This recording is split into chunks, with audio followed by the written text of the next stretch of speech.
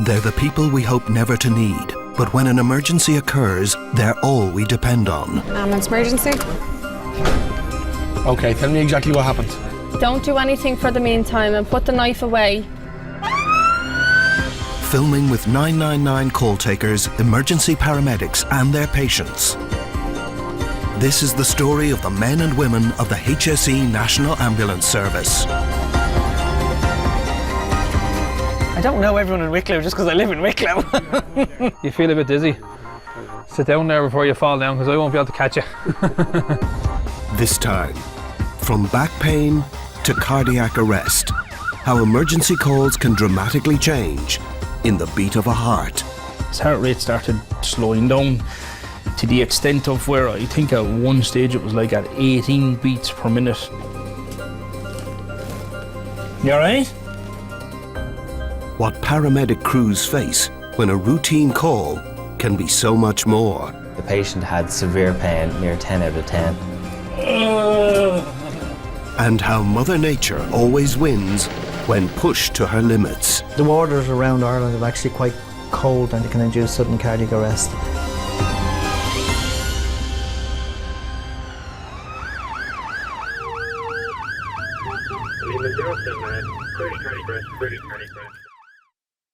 For many 999 callers, a collapsed loved one taking a seizure can be a traumatic situation to witness that can happen anytime, anywhere, to anyone. People are of the opinion that epileptic patients are the only ones that can have people that have seizures, but anyone who is suffering from lack of oxygen can have a seizure. People having seizures probably end up with more injuries after having a seizure, because they can have a seizure walking across the road, they can have a seizure on their bike, in the car, driving the car. They can have a seizure any time. So if you have a seizure, you have no control over it, you have no control over your faculties, you have no control over your vehicle or what you're doing. Come off junction 4 up to the Garda station, take a left and come down, and it's the second left there. The majority of our calls would be a fall or a collapse. Generally the elderly patients, it could be a hip or it could be just due to weakness, blood pressure, not cardiac issues. Children who collapse would be due to fever, be more likely elderly or even people in the workplace. They're very common. A lot of the elderly people who are a bit iffy on their feet, you know, stumbling, uneven pavements, just even getting off a pavement which is too high, losing their balance, you know. A lot of people will lose balance in their house, and that becomes a problem because somebody collapses in a house, they can't get to the door, and they find that a problem to get entrance. You can see them, they can see you, you can hear them through the letterbox, they talk to you through the letterbox, you just can't gain entrance. So a simple collapse can turn out to be a very big call for us, getting in access to a patient, getting to the patient, how long the patient's been there, because the patient might have been on the ground all night.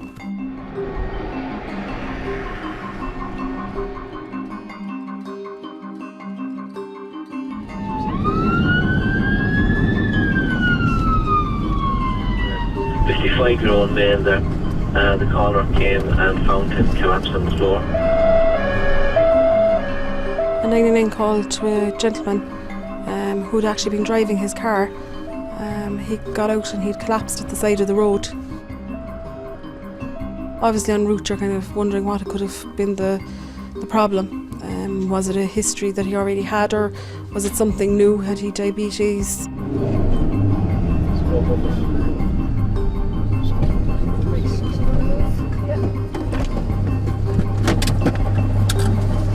Arrived up on the scene and there was actually lots of cars around and things. It was just kind of on a country road. So I suppose the first thing is to try and get the public away from the gentleman and try and have a chat with him and see what's going on, give him a bit of privacy to the best of our ability in an open public space, because some people just won't talk when there's strangers and that around them, which you can understand. Ever happened before? A couple of years ago, but passed out in about 2 minutes. Grand. And did you get it checked 2 years ago? No, just... Okay, any problems urinating or anything last few days? No. Is it a cramping pain or what kind of pain is it? Someone sticking a knife in me. Grand, okay.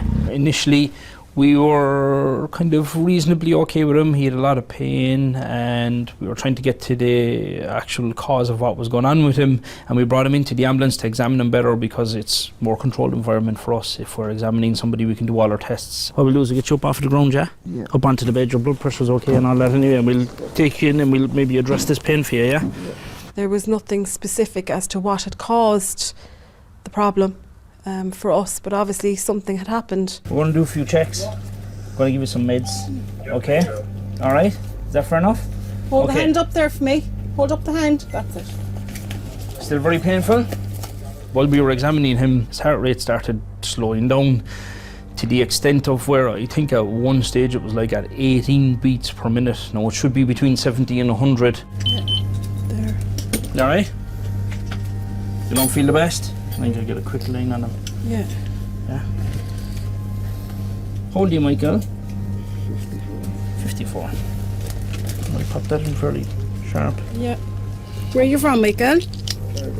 Okay. Have you ever been in CUH for anything, Michael? Have you ever been in CUH for anything? No? Okay.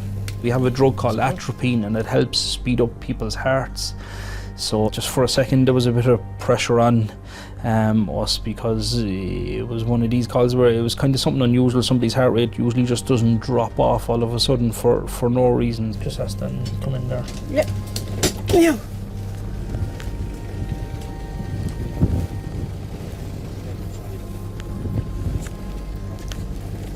You alright? Good man.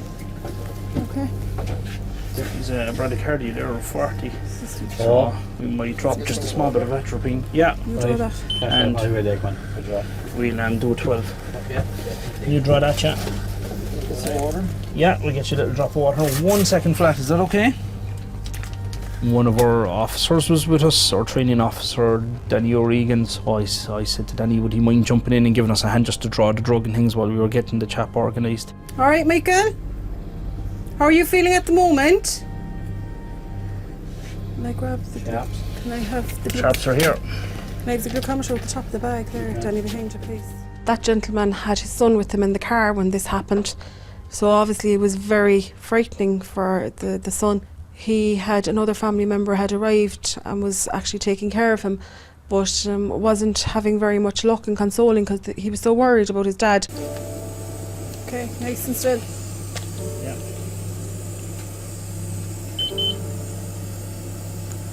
Let's connect the 12 down. Yeah. Thanks. Super. Yeah. I'll stick it there. Yeah. His heart picked up itself. Actually, we didn't have to give him the drug. Feeling a bit better? You're looking a bit better anyway. Jeez, you were looking shocking there for a second. Yeah. You were just worried. You were just worried for a minute or two. Yeah, yeah. Your heart rate went really slow and you were beginning to look. You've lots of pain and things? Yeah. Really went slow. We were trying some meds. We were slightly worried about you. Once we got him into the ambulance and he was looking a bit better and feeling a bit better and he was talking more openly than what he had been when we got there, we left his son in to have a chat with him before he left to go to the hospital. So, Okay. I'm fine. Yeah, incredible. just pain in his back, really, really severe. Yeah. So, look kind of passing there now, is that? Okay. I do have to get out of doing it. We'll get you grapes. All right, we'll see you at the hospital. No grapes. Yeah. Okay, no grapes. All right. You can get us grapes. He likes oranges. I think that's very reassuring for the family and for the son. And he was quite happy coming out of the ambulance then because he'd spoken to his dad and he'd looked much better. So you have to think of those things and involve who's with them at the time as well, because they're after getting a fright as well and they don't know what's going on. So, lions or berries? The big question. Barry's tea. Berries? My wife is Barry's tea. Is it? I don't like to drink anything else. Very good. I'm just a 1, 2, 3, that's it, but she just leaves them. Oh yeah, like tar? Jar. Yeah. We get a lot of calls to people collapsed at the side of the road, maybe who've been driving and things, and usually it's pain management. Like we're not far based from the hospital here in Cork, and people trying to make their way into the hospital, and next thing is it gets to the point where they're not able to.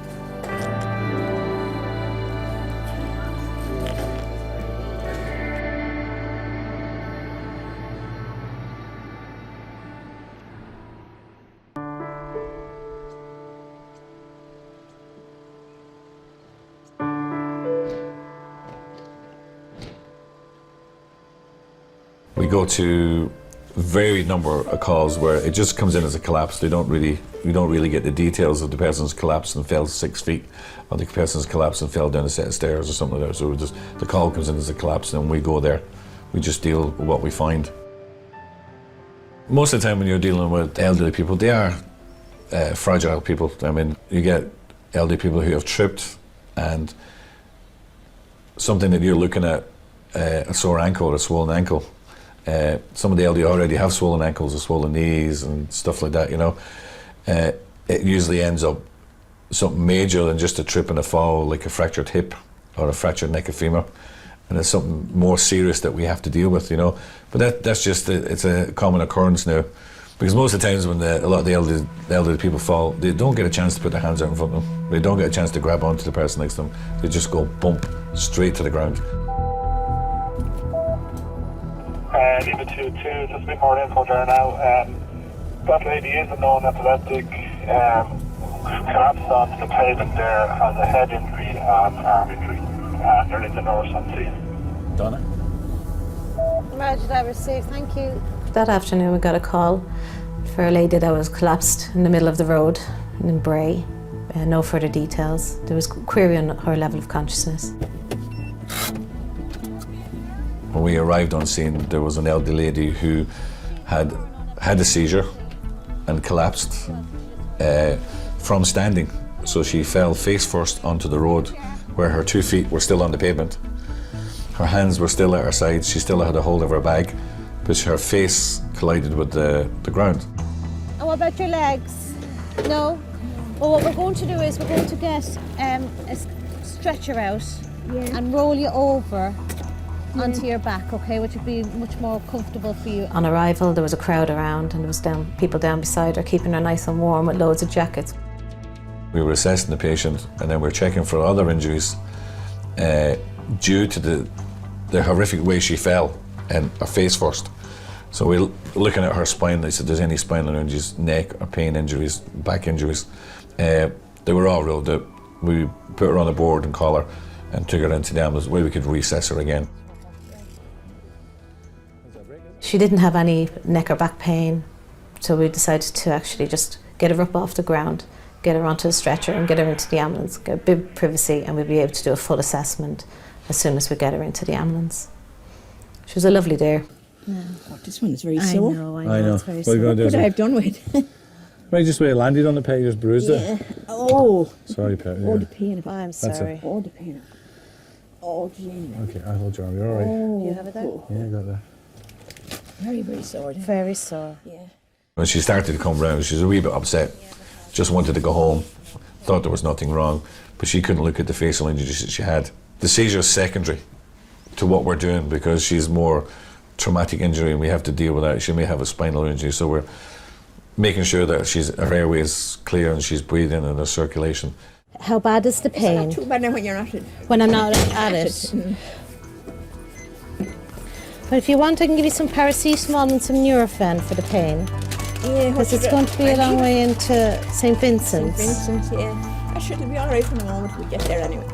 For all the medications that we have on board, it's still the patient's wish if they want to have any pain relief. And hers was that she didn't want anything. She was very lucky no car was coming, because I don't think they would have had time to get out of her way, because it's just coming up to the major junction with Putland Road. So it's a busy thoroughfare, always.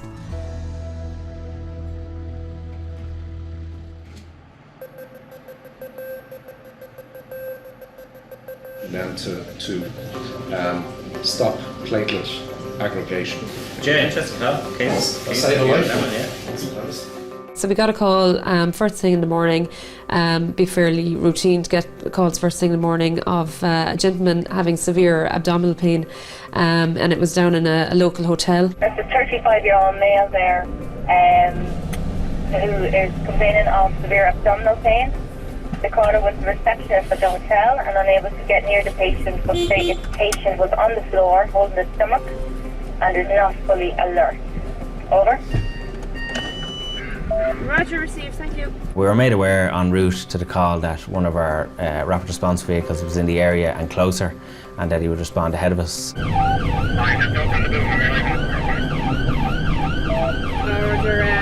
yeah, if you get there ahead of us, just let us know if we need to bring up anything special. The National Ambulance Service utilises RRVs from a number of different locations, primarily based from stations as additions to the roster. They can be either staffed by paramedics or advanced paramedics. In their paramedic capacity, the RRV is primarily used as a first response vehicle. They'll arrive on the scene of an emergency most of the times in advance of an ambulance. They can provide an assessment of the patient, initiate treatment, and also act as a support to the crew that arrives. It would be fairly common practice to send a solo responder rapid response vehicle to a call ahead of an ambulance. It just gets the patient someone there to care for them and to initiate advanced care if needed prior to the transporting ambulance getting there, or to start administering any medications that are needed prior to a transporting vehicle being available. But usually the transporting vehicle isn't far behind. This gentleman had been staying in the hotel for this conference, and during the night had taken a distressing call.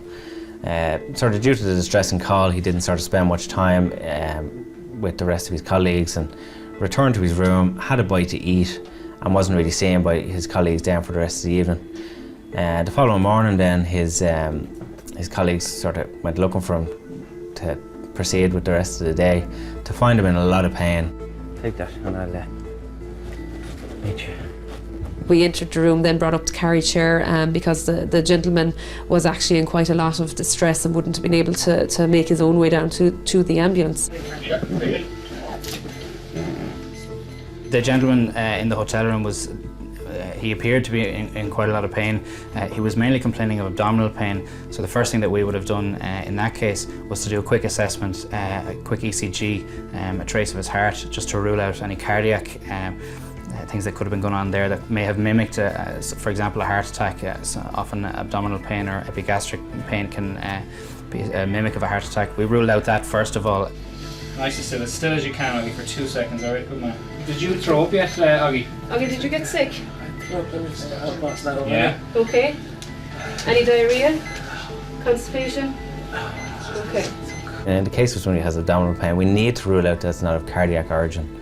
So questions that we might ask might be, cardiac related, and again, in this case, they were making sure that there was definitely no chest pain, and that the pain didn't raise from where it was into any other area of the body. And as I say, Dave had done this before we arrived and sort of ruled out we were dealing with a cardiac problem. So obviously this chair here, just try and sit onto that for me. Alright. 2 hands out to your lap, okay? 2 hands there, and we're going to wrap you up in blankets, alright? And there's a little seatbelt on this, and the chair is on wheels, okay? So we're popping See on how the weak you are. seatbelt on you, alright? Once we sort of assessed that this was definitely an abdominal based pain, and with further assessment, we had come to a couple of conclusions of what it could possibly be, in the sense of possibly maybe gallbladder related or kidney related. But the main problem with that patient was the fact he was in a lot of pain. And one of the key things that pre-hospital we can do is treat pain. No, sir, that's your bed there to the left. Do 1 or 2 more checks and then we'll see about your pain, all right? Head down this end. In that case, the patient had severe pain, near 10 out of 10. We have options of pain relief that are what we call contraindicated, meaning you can't give them because he had abdominal pain. So one of the pain options we have is a gas called Entonox, but would be contraindicated for that patient, so therefore we move straight onto our higher level of pain relief, which was morphine. That's coming in spasms, is it? Yeah.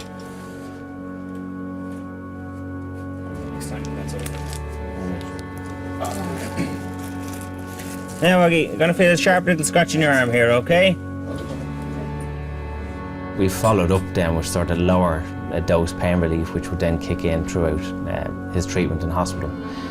But he got a couple of doses of morphine over the time frame of his treatment and transport to hospital.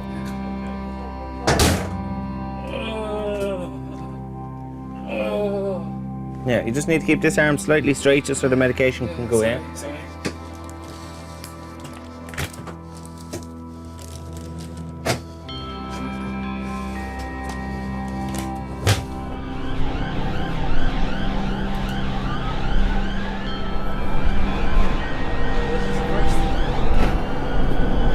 Which bit, the ambulance? Yeah. You've been in an ambulance back home? By the time we arrived at hospital, his pain had reduced significantly to the point that he could comfortably sit and be seen and questioned by a doctor without rolling around in agony. Your hair is beautiful. We'll do something with faith down a while, okay? Pain relief, really, I can't stress, is one of the best things that we can do in some cases, because a patient that's dealing with pain has knock-on effects which relate to cardiac, so they can, their heart rate increases, their blood pressure can increase, and it puts stress on the rest of the body. So if we can treat the pain, we can therefore then reduce stresses on the rest of the body.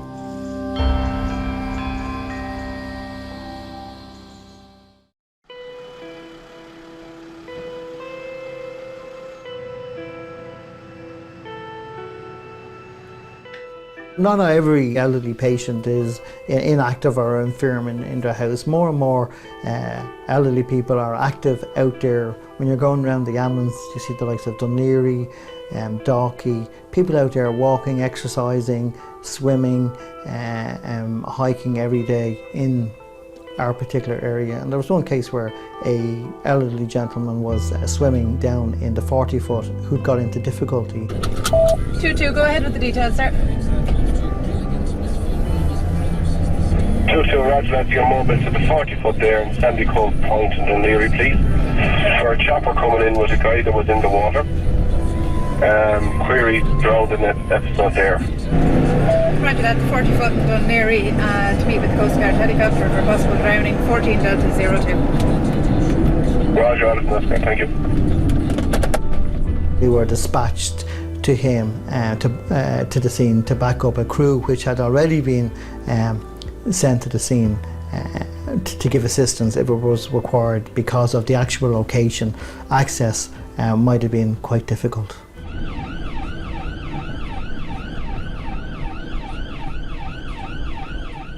The waters around Ireland are actually quite cold, and they can induce sudden cardiac arrest, sudden respiratory arrest scenarios. The information we had got was that the person was in a collapsed condition.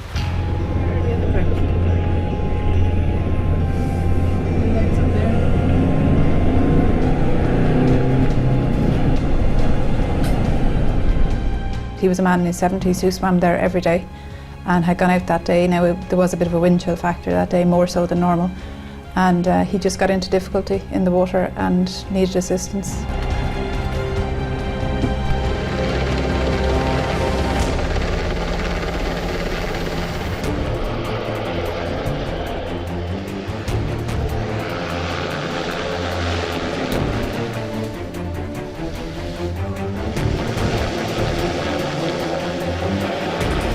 And when we got down there, the man had been removed from the water. He was hypothermic, and the Coast Guard were ready to lift him and go.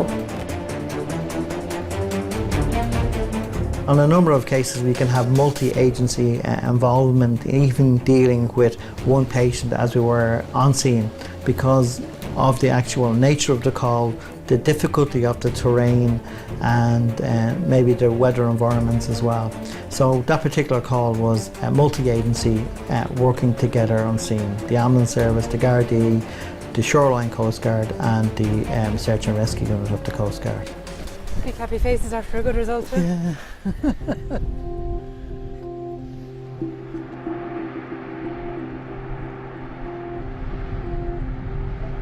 Geriatric elderly patients that we would go to, a lot of them would be for falls, and I suppose the most common injury that we would see with them a lot of the time would be their hips, that they'd either be after breaking their hip or dislocating their hip. There can be numerous reasons for their falls. Sometimes it's because the walking frame slipped away from them, or that they just got dizzy when they stood up, or they may have an underlying health problem that caused it. For instance, you could have your Parkinson's patient that would be unsteady on the feet and would find it very easy to trip themselves up and fall. And unfortunately, they don't get any warning when this is going to happen, so they usually end up injuring themselves. I suppose not as much in the house a lot of the times as in if they're outside of their house. We had one gentleman who has, after going out the back of his house, who had a history of Parkinson's and would have a history frequently of falling.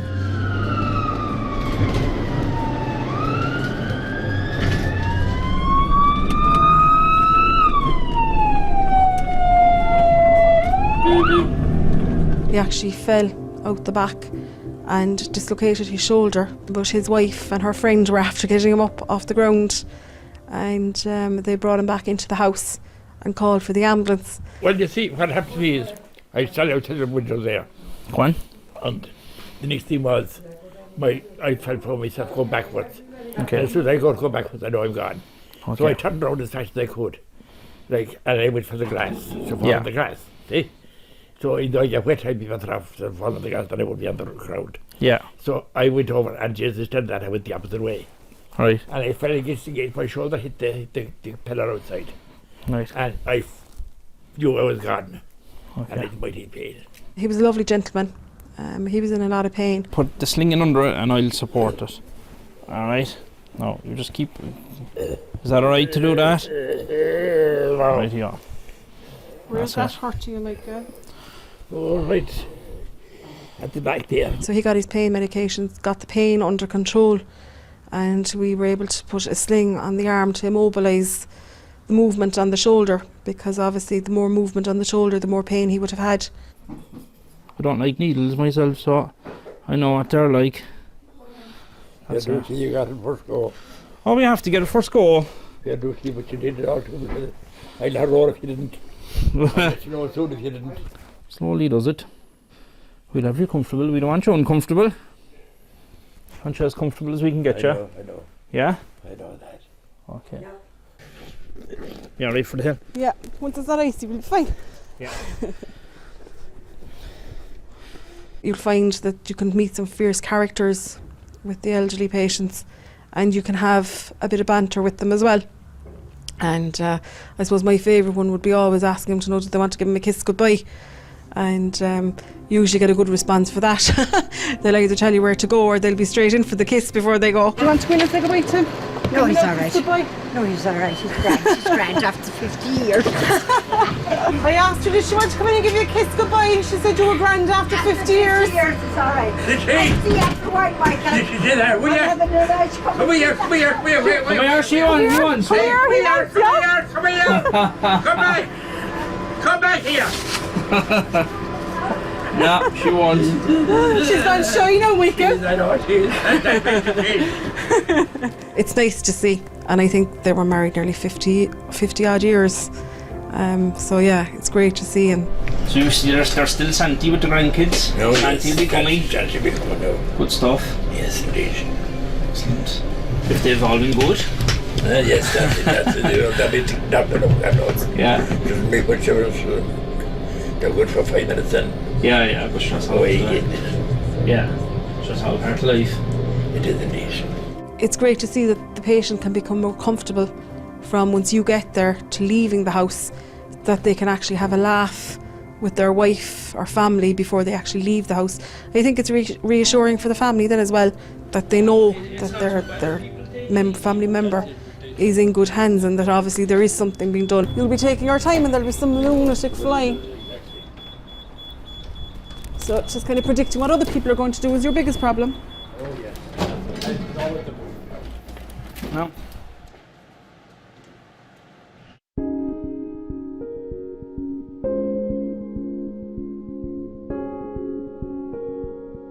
Cardiac cause can range from anything from an unstable angina to an undiagnosed heart arrhythmia to your full-blown heart attack or MI, all the way up to your cardiac arrest and everything in between. Cardiac calls have changed for us over the years. When we initially went and we did a cardiac call, when I came to the job, once we had a monitor where we monitored the patient's heart rate, we were able to give them some GTN and an aspirin and oxygen. Today we can not just give them the basic medications, but we can diagnose a heart attack. So we can give them IV medications and we can give them IV pain relief. The 65-year-old male there who has a pacemaker in situ and just his heart is racing and he feels like something is wrong with it. One of the cardiac calls we did was a gentleman who had a pacemaker, so that's something that regulates his heartbeat. He's not having any chest pain at the moment. Over. All right, you're all received, thank you. You want to grab your bag and I'll bring in the monitor for you? Yeah, that's right. I'll take oxygen as well.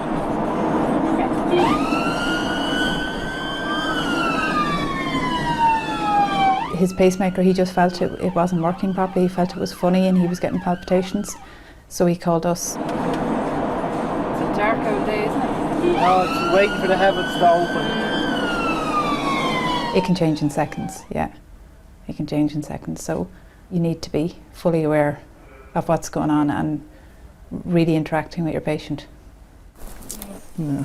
Right. This is going to get your O2 saturations there, measure your O2 level here, okay. Yeah.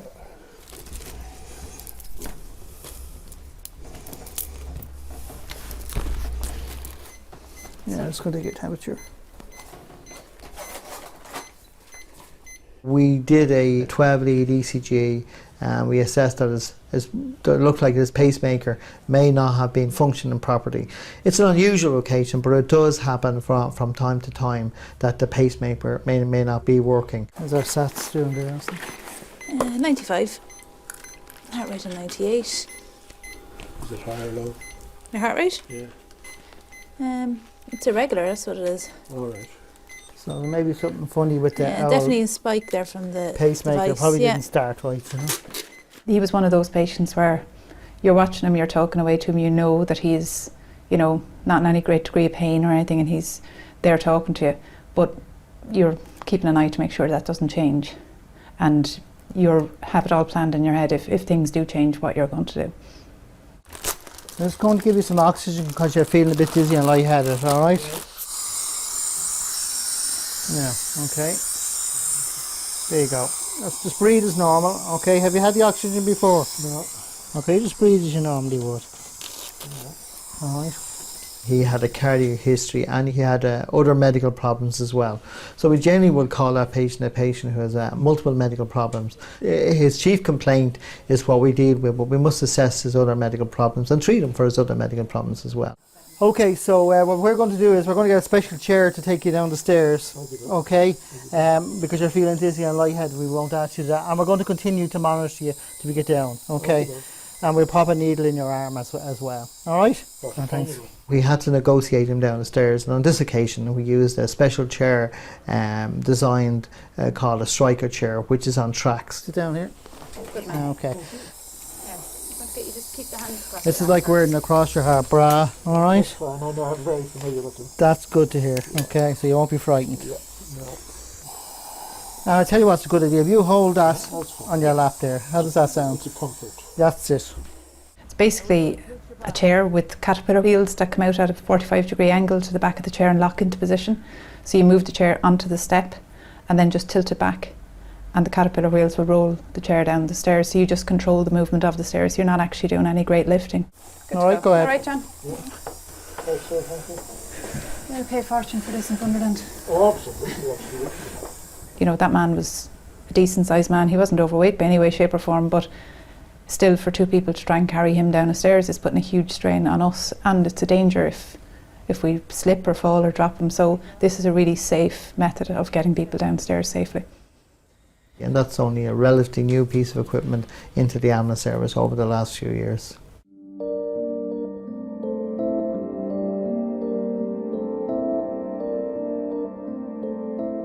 Sometimes with a call that's more a social issue, you can chat to the patient and relax a little bit with your cardiac call.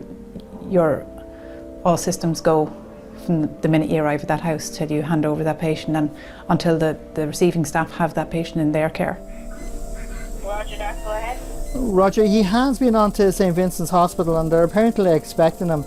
Can you just let them know we'll be there in about 5 to 10 minutes there over with him?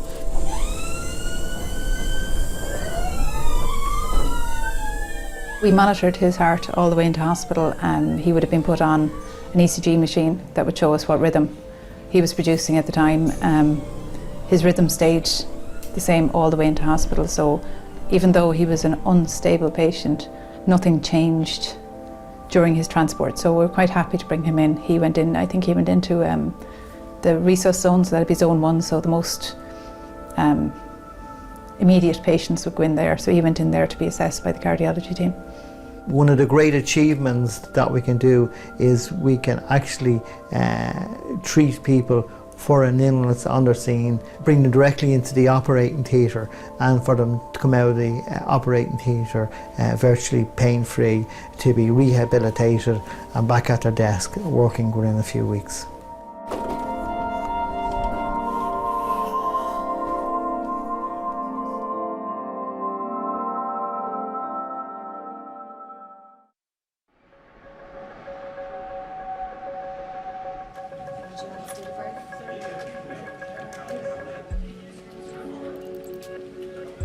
Part of our work would be people that are consuming a lot of alcohol.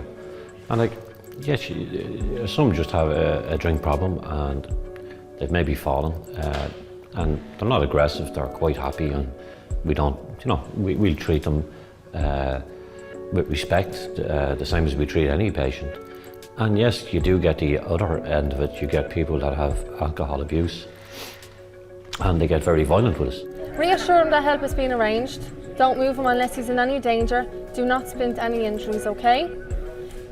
Brilliant. It can be very difficult to assist the patients because they physically push you away, they don't understand what you're asking them. You may not necessarily trust what you're being told. They may not, because they may not hear you correctly, their thinking processes might not be accurate because they're heavily intoxicated, and that's another type of patients that you get. And then you lead on to people who are chronic abusers of alcohol. It's just not going to turn out like are they apartments for insurance, are they? We've often gone into some household situations where you would have alcohol related incidents, and when you start going into the likes of domestics, and quite often unfortunately the alcohol side of it can increase the likelihood of a domestic assault, or fights breaking out in houses and fights breaking out in pubs, and we do deal with quite a lot of that.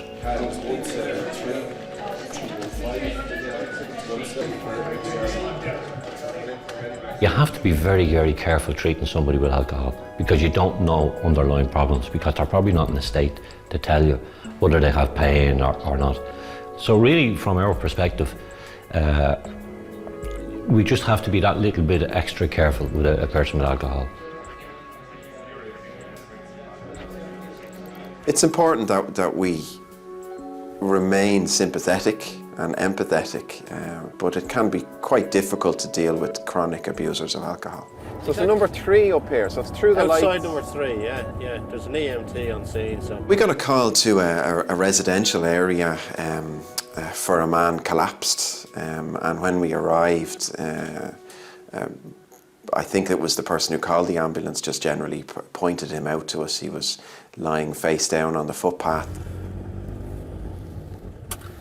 The members of the public had told us that he hadn't been hit by a car, he hadn't fallen from a height, we had no suspicion of major trauma. So we tried to speak with the patient, and it turned out that he was heavily intoxicated. Yeah, don't talk, please. Are you hurt anywhere?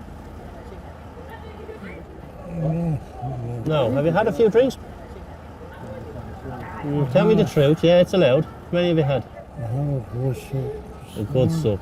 Yeah, well, what's a good sup? 4, 5, 6? On the wrist. We attempted to ask him to sit up. He wasn't very helpful. He appeared unable, to be honest with you. He was so intoxicated. Can you sit up for us? Yeah. Right, on ahead. Now, we'll sit you up first. Now, do you have pain anywhere there now? No. Do you remember what happened? Were you just walking up the road and had a little lie down? You didn't fall or anything, did you? There's no marks in it at all. Have you had a recent fall? I see that. When did you do that? Last week. Last week. You've no pain in your back or neck or anything like that? No. Okay, what we're going to do is bend your two knees. Bend the knees, get the feet on the ground there, my friends. We got the stretcher from the back of the ambulance and brought it very close to him and assisted him to sit up onto the stretcher. Mindful of the amount of people that were looking on, we wanted to bring him into the privacy of the back of the ambulance. Out on the road, on the street, is never a good place to communicate with your patient. And if they don't need immediate treatment in the public eye, well then we like to do it where the patient has privacy.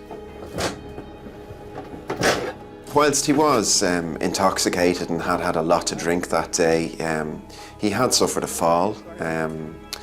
We didn't completely know his medical history. He may have sustained an injury that wasn't obvious. He may be suffering with a bleed in his head or somewhere else. So it was important to bring him to hospital so that at least he could be observed for a period of time to see if anything changed. And if something did change, well then he was in the right location for treatment. My partner, who was the attendant for that call, was working in the back, and as part of his treatment of the patient, he needed to remove the man's clothing, his coat and his heavy jacket. He's a bottle in his pocket. Have you a bottle there in your coat? And a bottle of vodka was discovered in one of the inside pockets of his coat. Vodka? Yeah. Is that what you've been drinking? I'm going to put this here for a second so it doesn't smash. Now, leave you. Can you straighten out that arm for me? My partner informed him that he wouldn't be able to bring that into the emergency department, that they don't allow alcohol into the emergency department.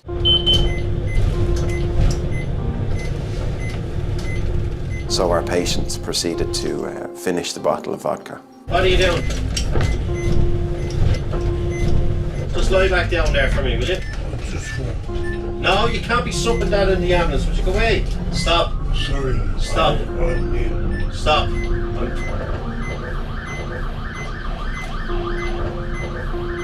Come on, you've had enough of that. Come on. You've had enough. Now it's gone. Come on. Come on. You alright, mate? Yeah, grand. You know, it's not ideal. We don't like people drinking in the back of the ambulance, but we're not in a position to restrain people or to remove their personal property. So he did, yeah. He finished his bottle of vodka, yeah. Yeah, buddy. Leave this around there for me. Throw it down.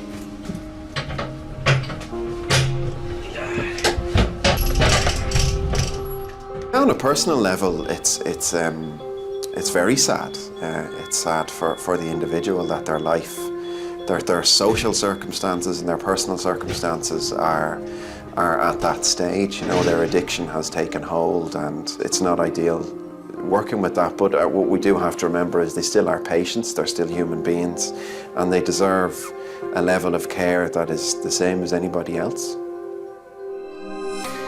An awful lot of times you go to teenagers with drink and it's usually fierce drama. He was lying on the ground and there was a little bit of blood around the scene as well. We'll give it a bloody hard go, but we're aware that we can't save everybody.